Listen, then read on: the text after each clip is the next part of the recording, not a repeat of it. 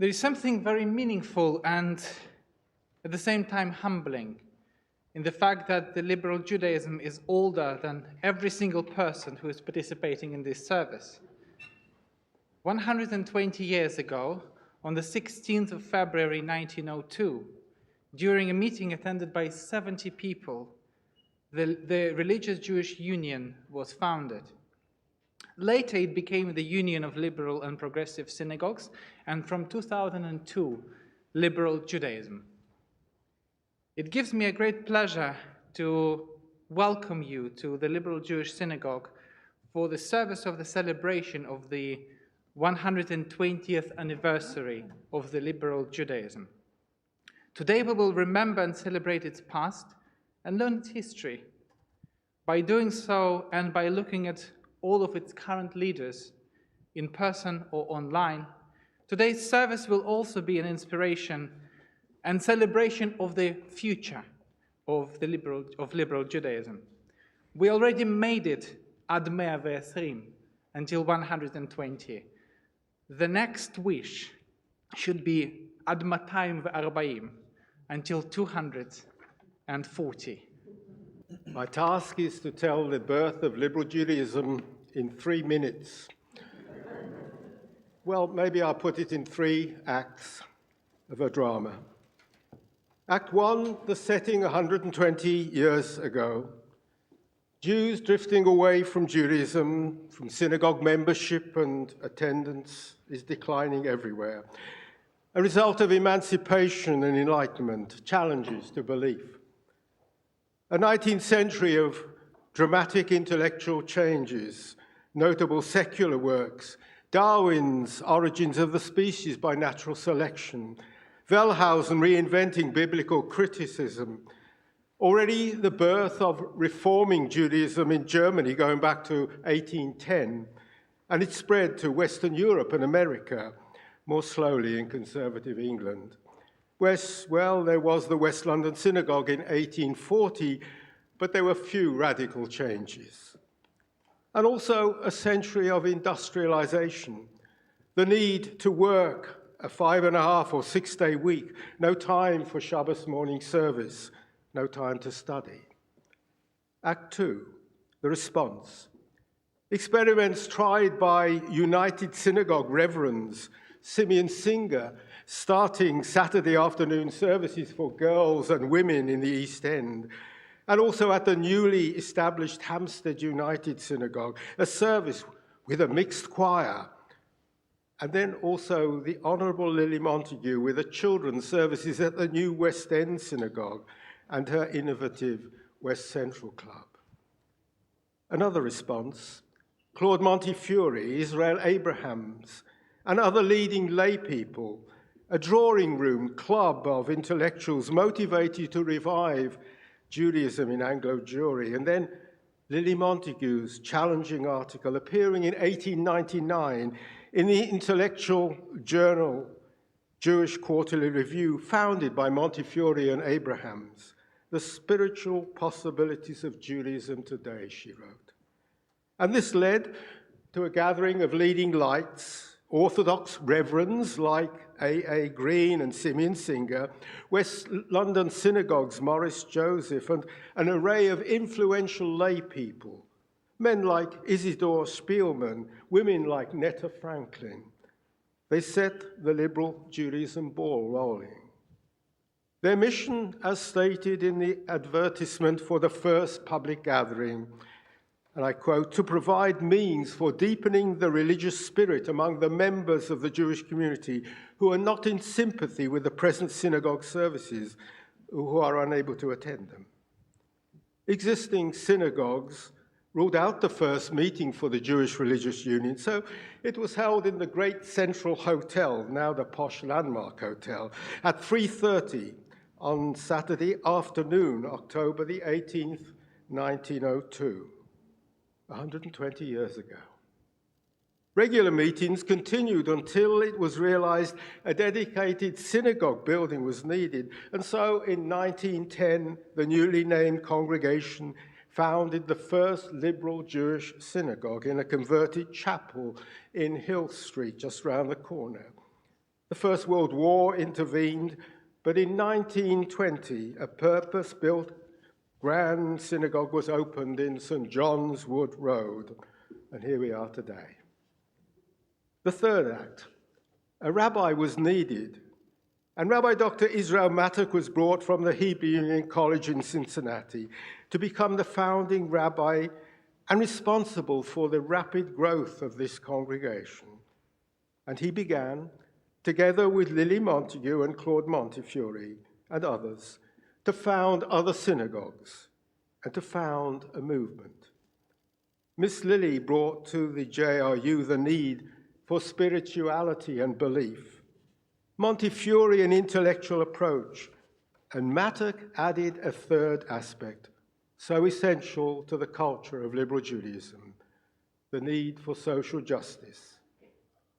So much developed in the first 25 years. Let's see where the story now takes us.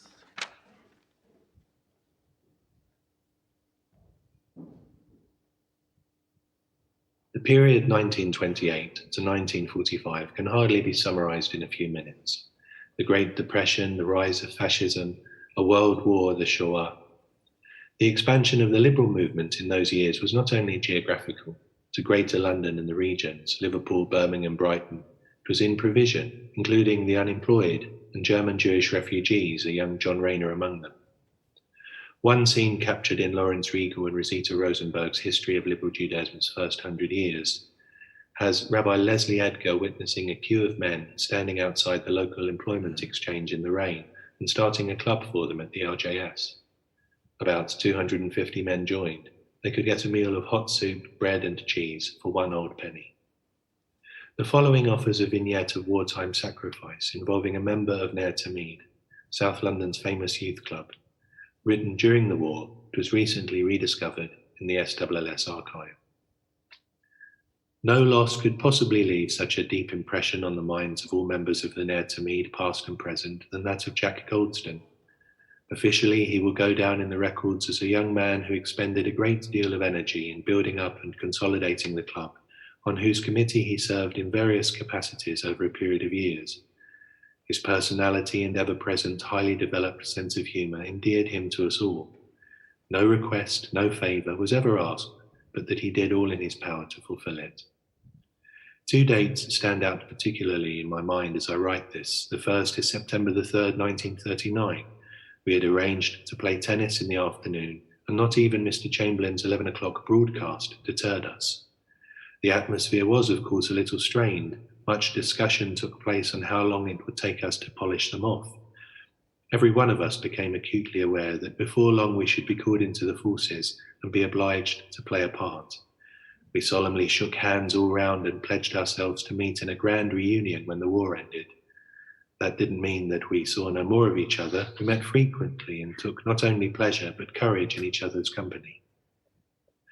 Then, as the speed of the call-up increased, we learned with mixed feelings of pride and regret that Jack was to be the first to represent us in the army. No more inconsequential functions, no longer could we bury our heads in the sand. We began to appreciate what war really meant. It was with sadness in every heart that we bade him farewell and Godspeed. He joined the Royal Artillery and cut the same fine, handsome figure in uniform as he had always done in civis. After 2 years on home service, he was drafted overseas, and it was while engaged on active operations that he met his untimely end on the 26th of October 1942. We salute Jack Goldstein. His memory will remain an inspiration to us all to fight even harder until the scourge of fascism is removed from the face of the earth.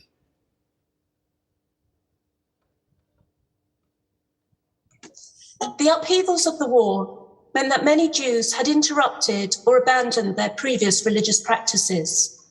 Services given to troops were liberal in style, and once troops were demobilized, many looked for similar style services, particularly attracted to prayers in English. After the war, both reform and liberal movements began a process of what Riegel and Rosenberg describe as empire building. Due to the rise in both reform and liberal synagogues in the post-war years, a gentleman's agreement was established to avoid competition between the two movements. Although the agreement was occasionally broken, good relations generally existed between the two movements. In the post-war years, the Union of Liberal and Progressive Synagogues planned to extend its congregations. In Rosita's words, the impetus to form new congregations mostly came from second and third generation liberal Jews who had moved out to new areas, with the catalyst being the religious education of their children.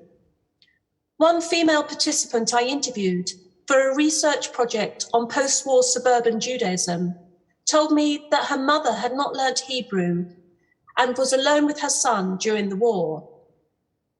Her mother subsequently became one of the founders of a liberal synagogue in London and was able to provide her 5-year-old son with a Jewish education there. Others I interviewed explained that they were attracted to liberal Judaism for a number of reasons, including the balance between English and Hebrew in services, and that men, women, and their children could sit together. Another participant said about Orthodox services, you know, on one hand, women are revered in the home and what they do, but you sit separately and you can't join the service. Thus, the inclusion of women by progressive Judaism rendered communal worship more appealing to women who had previously felt marginalized. However, the liberal movement also faced a number of challenges. In 1949, discussions about the validity of liberal Jewish marriages came to a head at a meeting of the Board of Deputies, when Chief Rabbi Brody argued that liberal Jewish marriages were contrary to Jewish law and threatened the fabric of Judaism and Anglo-Jewish life. The implication that liberal Jews were not regarded as professing the Jewish religion, yet could be representatives on the Board of Deputies, led the Liberal delegates, led by Lady Hartog, to walk out of the meeting. And the ULPS advised synagogues not to elect representatives onto the board.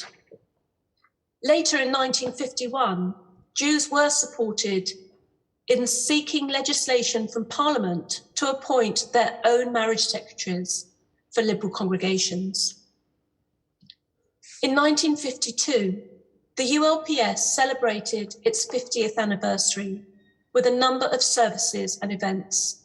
The key event was a service led at the Liberal Jewish Synagogue, which was led by 16 ordained ministers and lay leaders across the country. Within 50 years, the congregations without premises who had met in a hotel had become a union of 16 communities, with several other communities added in the late 50s and early 60s. The Hebrew name of West Central Liberal Synagogue was Mevakshei Emunah, the seekers of faith. The name encapsulated what was Miss Lily's main mission, I think, in life, to bring the knowledge of God to all and to use that knowledge of God, the acceptance of God as creator, to bolster her work for the poor and the vulnerable in the society. So I read from her sermon in 1928. You are present here as representing an organized religious community, but surely you feel with me that the relation of the individual soul to his God must always be in the foreground. The psalmist brought to us his message, as does the prophet and the priest. The relation between the universal man and his God is of such a holy nature that we do not often attempt to deal with it from the pulpit. And yet it is exactly this aspect of religion that is of supreme importance. And we have to consider how we will bring it home to ourselves and which way we want to demonstrate it to those for whom we are a leader. We, with all our limitations, our hopes and our aims, seek to approach the perfect, infinite God. Lily Montagu died in January 1963. Shortly afterwards, the then Reverend John Rayner gave an address called The Next Chapter. He concluded with these words: "The freedom which Liberal Judaism gives us, freedom from the shackles of obsolete doctrines and practices, is given to us only so that we may serve God all the more sincerely, joyously, and faithfully. Let us prove that our Judaism is, in Lily Montagu's favourite phrase, a living Judaism. Only then will the second chapter of our history be a worthy sequel of the first." The next chapter of liturgy followed not long afterwards, with the publication of Service of the Heart in 1967. It is hard to recall now how radical, yet traditional, it was compared to its predecessor, including its fresh, modern language, although now that itself is dated by being gendered. Here is part of the introduction. This is an age of great discovery, but equally an age on the brink of chaos. As man's power over the universe increases, his need for a sense of purpose and a transcendent ideal grows more urgent. Without an awareness of God, reverence for his creation, and belief in the dignity of man, he will use his power for his own destruction. The rabbis of old said that he who saves one life saves the whole world. Similarly, he who utters one prayer with sincerity saves himself and helps to save the world from the death of the spirit. But Liberal Judaism has never been about prayer and ritual alone. In 1968, my father quoted in a sermon a resolution of the ULPS rabbis which resonates with our own time. "We view with dismay the government bill restricting the entry of Kenyans with a British passport. We believe such entry should remain unrestricted, but even if this fundamental principle is ignored, we unreservedly and completely uphold the view that they should be applied to all British citizens, irrespective of race, creed, or colour, and that the highest priority should be given to those citizens abroad suffering discrimination and hardship. The task of continual renewal and the continual pursuit of justice remains our task today." 1987 saw the tragically young death of Rabbi Dr. David Goldstein, a quiet, kindly and scholarly rabbi. Many of us still have fond memories of him.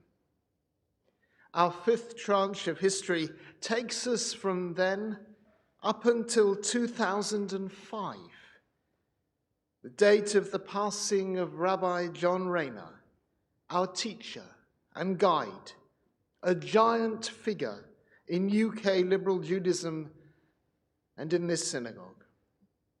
His deep belief, his sharp intellect, and his scholarly writing and preaching leave a legacy deeply imprinted in Liberal Judaism today, including on our two current prayer books, Siddur Lev Chadash, from which we've been reading this morning, which was published in 1995, and which John edited along with Rabbi Chaim Stern, and Machzor Ruach Hadashah 2003, which was edited by Rabbis Dr. Andrew Goldstein and Charles Middleborough, with Rabbi Rayner and Professor Eric Friedland as senior consultants. In the Siddur, it is the wonderfully enlightened 53 brief sections, one for each Shabbat of the year, matching the Torah readings, which make the prayer book such a shining example of a compassionate, ethical, and campaigning Judaism. For example, in the section for this week, Tissa, it's entitled Quest, and it includes some words written by the aforementioned Rabbi Dr. David Goldstein, likening the search for faith to listening to a piece of music. He said that although music will have a final climax and resolution, it is every note along the way which counts. And that, I think, really is the essence of modern liberal theology and spirituality in our time. It does not only seek an endpoint, but it marks and glorifies the journey as well. This time period saw the appointment of Rosita Rosenberg as director of the Union in 1989. The new HQ opened at the Montagu Center in 1993. Rabbi Middleborough becoming director of the movement in 1998, and Rabbi Danny Rich as chief exec in 2004. And other highlights of the period include the publication in 1992 of the important affirmations of Liberal Judaism, and a gender-inclusive Haggadah in 1996. There were many new congregations in those years, including Beit Klal Yisrael, Herefordshire, Lincolnshire, Eastbourne. Edinburgh joined LJ in 2004, and Suffolk began in 2005. In 2002, the Kehillah North London, successor to North London Progressive Synagogue. The old synagogue had just closed, and the Kehillah took its place. In those days, social action was a highlight of liberal Judaism. There was the Jubilee 2000 campaign, and there were many projects to help homeless people, including the drop-in centre at North London Progressive Synagogue. I had the privilege of being their last rabbi, and this brief survey of that period is dedicated to the memory of that community.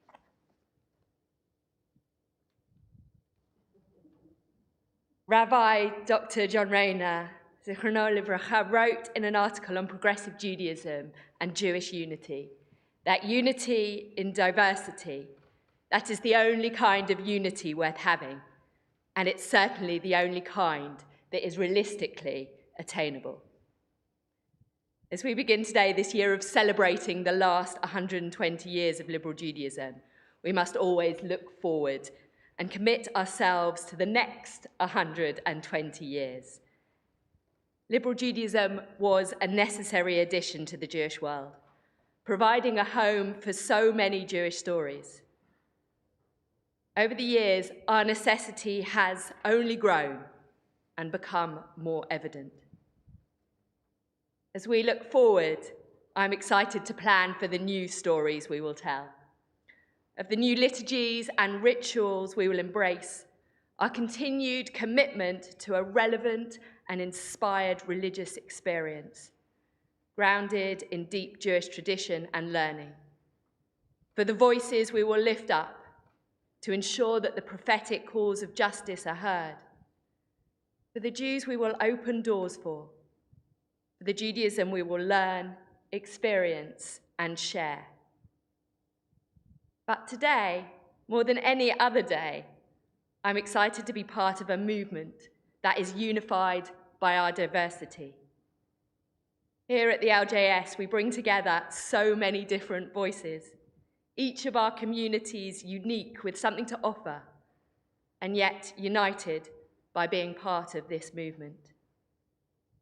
Over the last 2 years especially, we have learned even more so how much we need each other and how much stronger we are when we collaborate. The next 120 years will no doubt bring its own challenges and will bring changes we cannot even imagine today.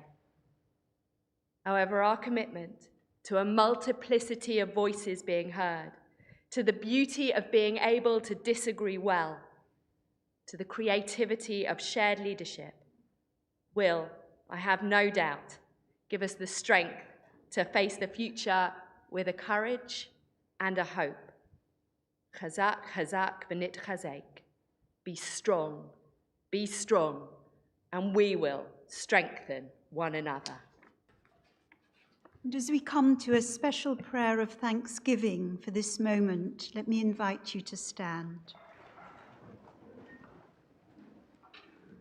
Eternal God, as we celebrate 120 years since the founding of Liberal Judaism in this country, we give thanks for the vision and achievement of its founders, for the spiritual possibilities of a Judaism that captured the loyalty and imagination of its leaders and members. We express our gratitude to all those who developed a dynamic and forward-thinking movement, and to the people who have contributed to the establishment and life of its 39 communities in this country and abroad. From its beginnings, Liberal Judaism has inspired a religious consciousness combined with a commitment to social justice. Although its members witnessed the catastrophic events of the 20th century, that vision never diminished, but was strengthened by a strong sense of social responsibility. May we never lose our faith in the mystery of our spiritual heritage, and pledge ourselves at this special service to become partners with God in building a world that is based on love and kindness, justice, compassion, and truth. Kein Yehi Ratzon, v'nomar, Amen.